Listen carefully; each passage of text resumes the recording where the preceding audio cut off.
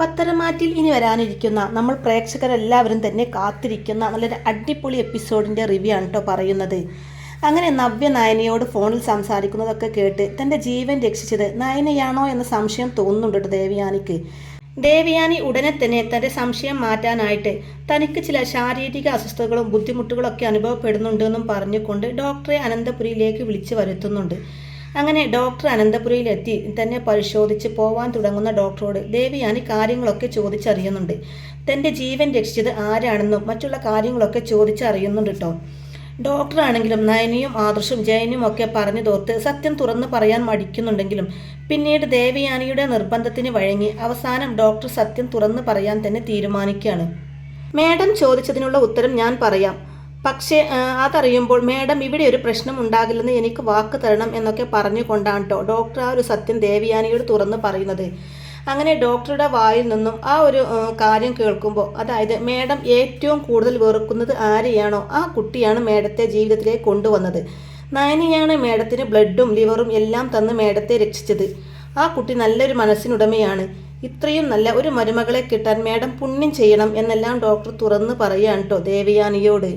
അങ്ങനെ ഡോക്ടറുടെ വായിൽ നിന്നും ഈ ഒരു കാര്യം കേൾക്കുമ്പോൾ നയനയാണ് തൻ്റെ ജീവൻ രക്ഷിച്ചത്, തനിക്ക് വേണ്ടി ജീവൻ ത്യാഗം ചെയ്തത് താൻ ഏറ്റവും കൂടുതൽ വെറുത്തിരുന്ന ആളാണ്, താൻ ഇപ്പോഴും വെറുത്തുകൊണ്ടിരിക്കുന്ന ആളാണെന്നൊക്കെ അറിയുമ്പോൾ ആകെ തകർന്നു പോകുന്നുണ്ട് കേട്ടോ ദേവയാനി.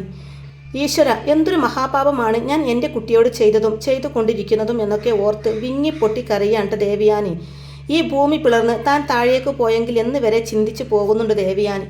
ദേവയാനിയുടെ അവസ്ഥ മനസ്സിലാക്കി അവരെ ഒരുവിധം ആശ്വസിപ്പിച്ചതിന് ശേഷം ഡോക്ടർ അവിടെ ഒന്നും പോവാണ് കേട്ടോ.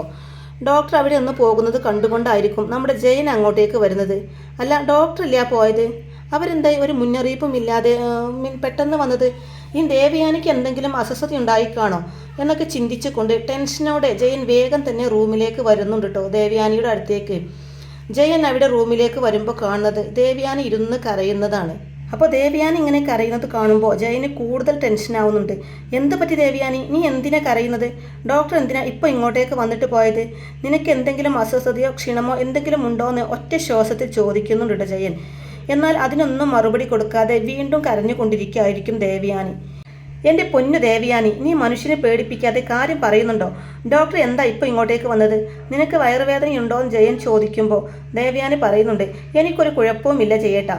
ജയേട്ടൻ വെറുതെ എന്നെക്കുറിച്ചോർത്ത് ടെൻഷനാവണ്ടെന്നൊക്കെ പറയുമ്പോൾ പിന്നെന്തിനാ നീ വെറുതെ കരയുന്നത്? വീണ്ടും അസുഖം വരുത്തി വെക്കാനാണോ ചോദിക്കുന്നുണ്ട്. ജയേട്ടാ, ഞാനൊരു കാര്യം ചോദിച്ചാൽ ജയേട്ടൻ സത്യം പറയുമോ എന്ന് ചോദിക്കുമ്പോൾ എന്താ ദേവയാനിയും ചോദിക്കുന്നുണ്ട് ജയൻ.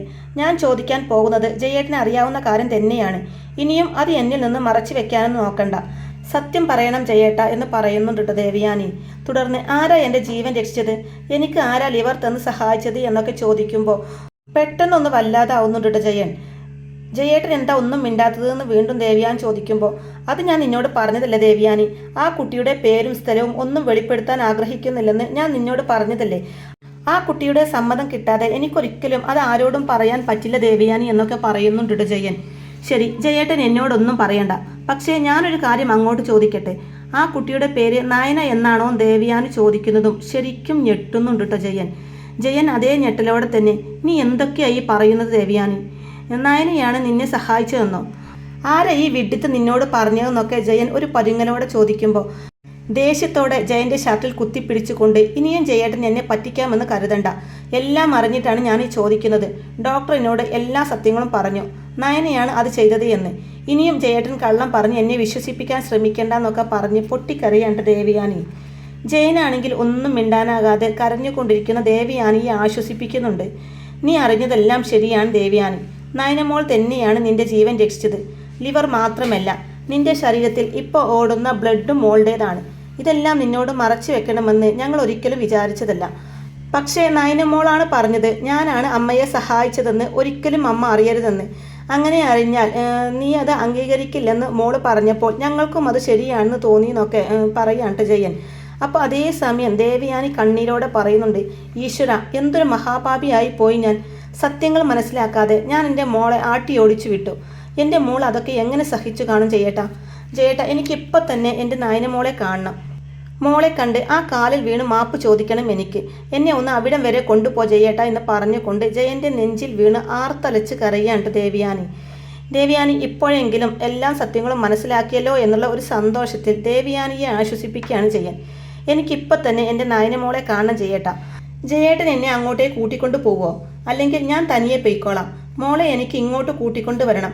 അവളെ ഇനി ഞാൻ നോക്കിക്കോളാം എന്നൊക്കെ പറയാണ്ട് ദേവയാനി. എൻ്റെ പൊന്നു ദേവയാനി, നീയൊന്ന് അടങ്ങ്. എന്തായാലും ഇത്രത്തോളമായില്ലേ, ഞാൻ തന്നെ നിന്നെ കൊണ്ടുപോയിക്കോളാം. എന്തായാലും ആദർശ് അവിടേക്ക് പോയിട്ടുണ്ടല്ലോ, ഞാനൊന്ന് അവനെ വിളിച്ച് പറയട്ടെ എന്നൊക്കെ പറയുമ്പോൾ, വേണ്ട ചെയ്യട്ടാ, ഞാൻ സത്യങ്ങളെല്ലാം അറിഞ്ഞെന്ന് മോൻ ഇപ്പോൾ അറിയണ്ട. അവനത് അറിഞ്ഞാൽ ഉടനെ തന്നെ നയനമോളോട് പറയും. നമ്മളവിടെ ചെല്ലുമ്പോൾ മാത്രം അവർ കാര്യം അറിഞ്ഞാൽ മതി എന്നൊക്കെ പറയുന്നുണ്ട് ദേവയാനി. അങ്ങനെ പൂർണ്ണമായിട്ട് അസുഖം ഭേദമായിട്ടില്ലെങ്കിലും ദേവയാനിയുടെ നിർബന്ധത്തിന് വഴങ്ങി ജയൻ ദേവയാനിയെയും കൂട്ടി നയനയെ കാണാൻ നന്ദാവനത്തിലേക്ക് പോവാണ്. അതേസമയം ആദർശാണെങ്കിൽ നയനയെ പരിചരിച്ച് അവളുടെ കൂടെ തന്നെ റൂമിലിരിക്കുകയായിരിക്കും കേട്ടോ. അതേസമയം തന്നെയായിരിക്കും ദേവയാനിയെയും കൂട്ടി ജയൻ അവിടേക്ക് എത്തുന്നത്. ആരോ വന്ന ശബ്ദം കേട്ട് നന്ദു ആയിരിക്കും കേട്ടോ വന്ന് നോക്കുന്നത്. അപ്പോൾ ജയൻ ദേവയാനിയെ കാറിൽ നിന്നും പിടിച്ചിറക്കുന്നത് കണ്ട് ഒന്നും മനസ്സിലാകാതെ നിൽക്കാണ്ട് നമ്മുടെ നന്ദു. അവിടെ നിൽക്കുന്ന നന്ദുവിനെ ഒന്ന് നോക്കിക്കൊണ്ട് അവർ രണ്ടുപേരും ചിരിയോടെ അകത്തേക്ക് വരുന്നുണ്ട്. എന്നാൽ നന്ദുവാണെങ്കിൽ ഇവരെന്തിനാ ഇപ്പം ഇങ്ങോട്ടേക്ക് വന്നത്? വഴക്ക് പറയാനോ മറ്റോ വന്നതാണോ എന്നൊക്കെ ചിന്തിച്ച് പേടിയോടെ നിൽക്കുകയായിരിക്കും. ദേവയാനിയെ കണ്ട് നന്ദു ഇങ്ങനെ പേടിയോടെ നോക്കുമ്പോൾ, നീ എന്താ മോളെ എന്നെ ഇങ്ങനെ നോക്കുന്നത്?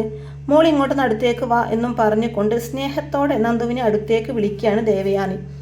നന്ദുവാണെങ്കിൽ ഇതെന്ത് മറിമായും എന്ന് വിചാരിച്ച് വാ പൊളിച്ച് അല്പനേരം നിന്നതിന് ശേഷം പതിയെ ദേവയാനിയുടെ അരികിലേക്ക് വരുന്നുണ്ട്. അപ്പോഴേക്കും ശബ്ദം കേട്ട് കനകദുർഗയും അങ്ങോട്ടേക്ക് വരുന്നുണ്ട് കേട്ടോ. ദേവയാനിയെ കണ്ട് പകച്ചു നിൽക്കുകയാണ് കനകയും. എന്നിട്ട് കനക മനസ്സിൽ ചിന്തിക്കുന്നുണ്ട്, ഇവരെന്തിനാ ഇപ്പം ഇങ്ങോട്ടേക്ക് വന്നിരിക്കുന്നത്?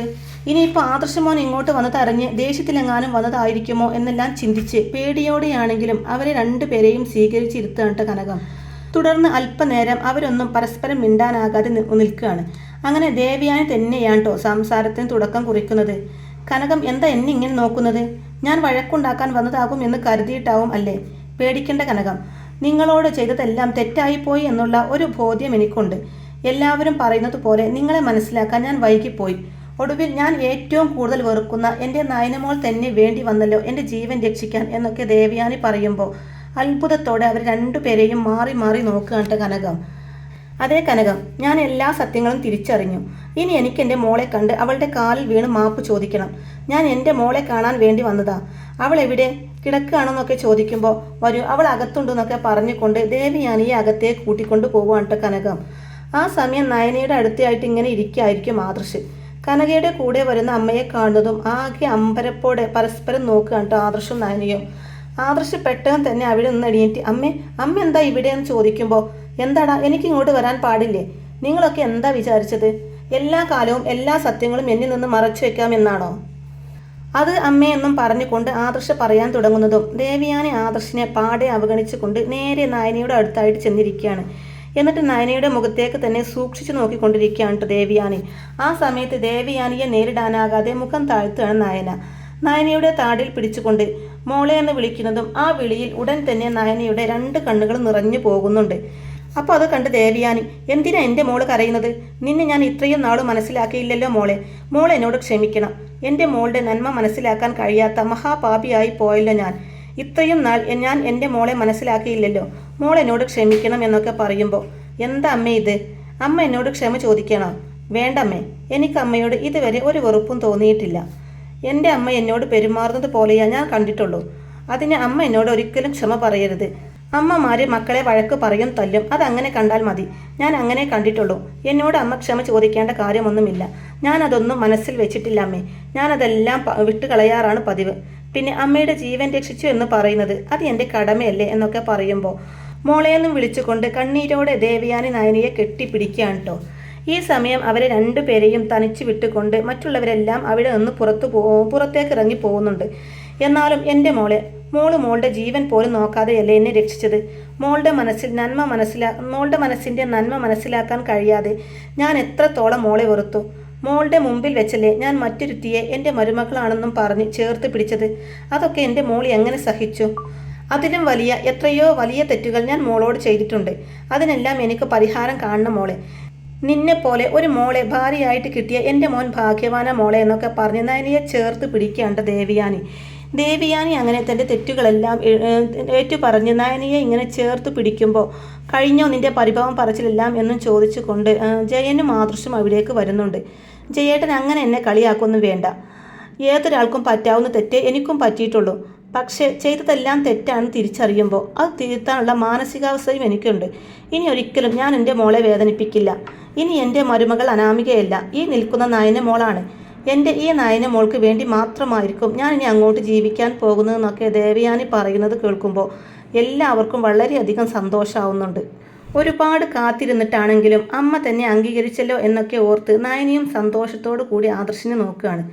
തുടർന്ന് ദേവയാനി കനകയോടായിട്ട് നയനമോളെ ഞാൻ കൊണ്ടുപോയിക്കോട്ടെ, അവളുടെ കാര്യങ്ങളൊക്കെ ഇനി ഞാൻ നോക്കിക്കൊള്ളാം എന്നൊക്കെ പറയുമ്പോൾ അത് പിന്നെ ദേവയാനിക്കും സുഖമില്ലാതിരിക്കല്ലേ, അപ്പോൾ പിന്നെ അതൊരു ബുദ്ധിമുട്ടാകില്ലേ എന്ന് ചോദിക്കുകയാണ് കനകം അതോർത്ത് പേടിക്കേണ്ട, എൻ്റെ അസുഖമൊക്കെ എൻ്റെ മോളെ കണ്ടപ്പോൾ തന്നെ പൂർണ്ണമായിട്ടും മാറിക്കഴിഞ്ഞു. അവിടെ ഞാൻ മാത്രമല്ലല്ലോ, ആദർശമുണ്ടല്ലോ. അവൻ ഭാര്യയെ നോക്കാൻ കുറച്ച് ദിവസം ലീവ് എടുത്തിരിക്കട്ടെ.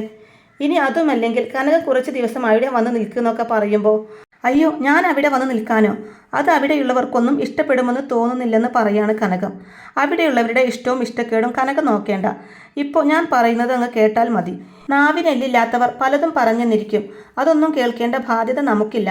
എന്തായാലും കനകം കുറച്ച് ദിവസം അവിടെ വന്ന് നിൽക്കുക. എനിക്കെന്തായാലും ഇനി നയന മോളെ കാണാതിരിക്കാനൊന്നും പറ്റില്ല. മോളെ പിരിഞ്ഞ് ഇനി ഒരു ജീവിതം എനിക്കില്ലെന്ന് പറഞ്ഞുകൊണ്ട് നയനയെ ചേർത്ത് പിടിക്കുകയാണ് ദേവയാനി. നയനയെ ചേർത്ത് പിടിച്ചുകൊണ്ട് എന്താ മോൾ അമ്മയുടെ കൂടെ പോരില്ലേ നമ്മുടെ വീട്ടിലേക്ക് എന്നൊക്കെ പറയുമ്പോൾ നിറഞ്ഞ മനസ്സോടെ നയനയും സമ്മതിക്കുകയാണ്. അങ്ങനെ സത്യങ്ങളെല്ലാം തിരിച്ചറിഞ്ഞ് ദേവയാനിയുടെ ഈ മാറ്റത്തിൽ എല്ലാവരും മനസ്സറിഞ്ഞ് സന്തോഷിക്കുകയാണ് കേട്ടോ.